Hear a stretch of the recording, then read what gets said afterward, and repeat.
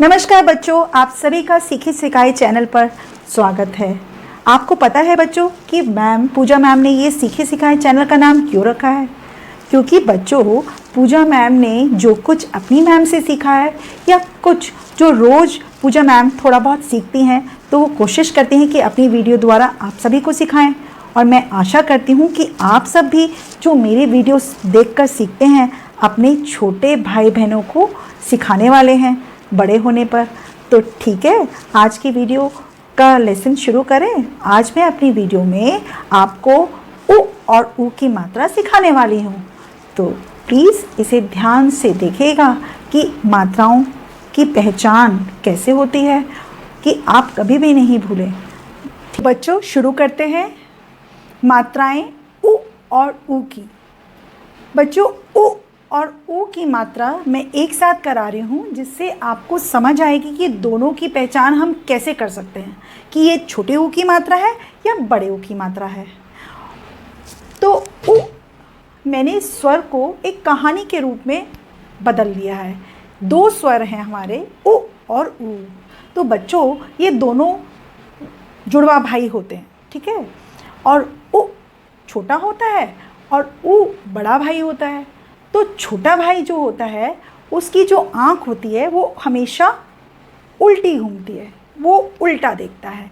और जो बड़ा भाई होता है, उसकी आँख हमेशा तिरछी जाती है, वो हमेशा तिरछा देखता है। तिरछा माने स्लांटिंग। तो देखिए कि उ और ऊ की जो मात्राएं हैं वो कैसे बनाते हैं। देखिए, छोटे ऊ की मात्रा हमारी बनती है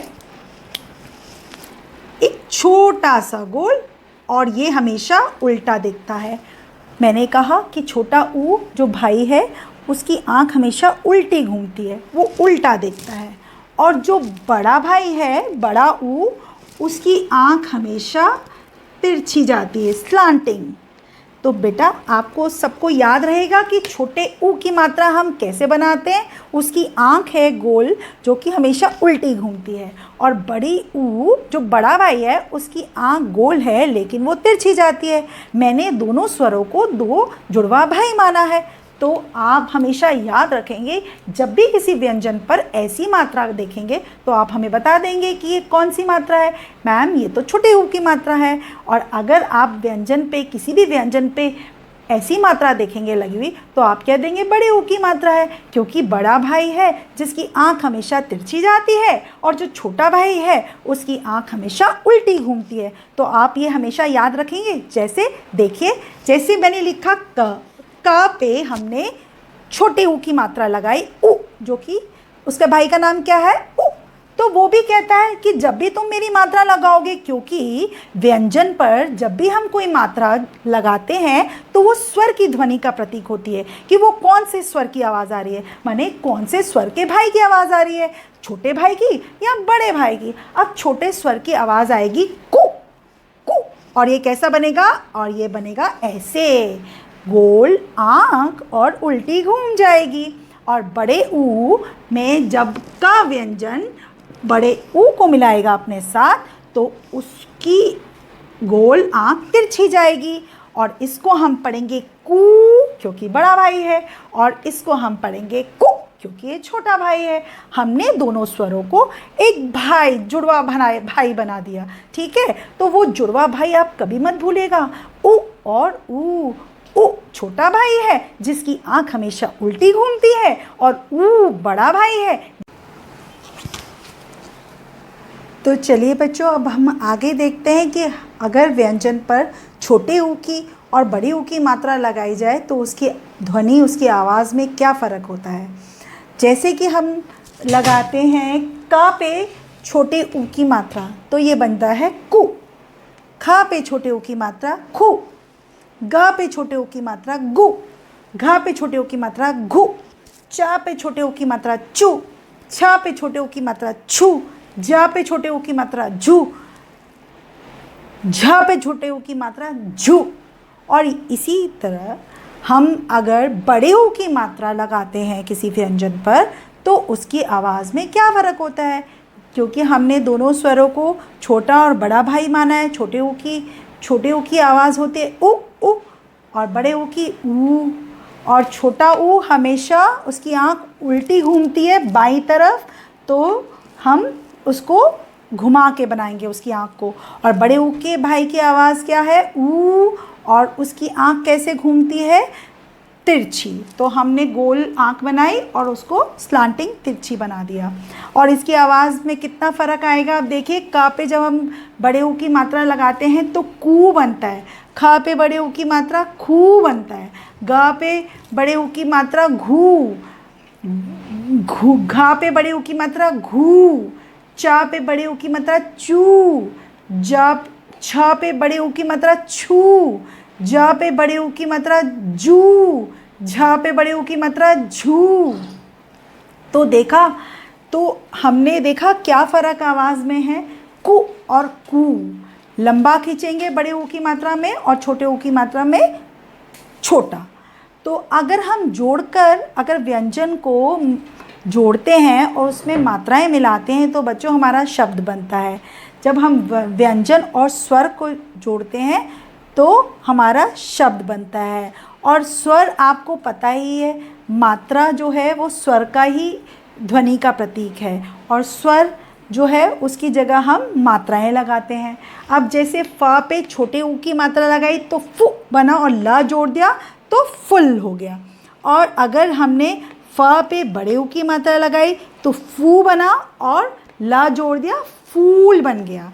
अब अगर हमें कोई शब्द दिया है ऊ की मात्रा का, छोटे ऊ की मात्रा का, अगर हम उसको अलग करके लिखते हैं तो हम कैसे लिखेंगे? अब हमें पता है बुन, ये लिखा है बुन, तो ब हमारा एक व्यंजन था जो हमने जिसके साथ हमने छोटे ऊ की मात्रा को लगाया। कौन से ऊ की मात्रा को? छोटे ऊ की, और फिर ना, और इससे हमारा ये शब्द बना है बुन।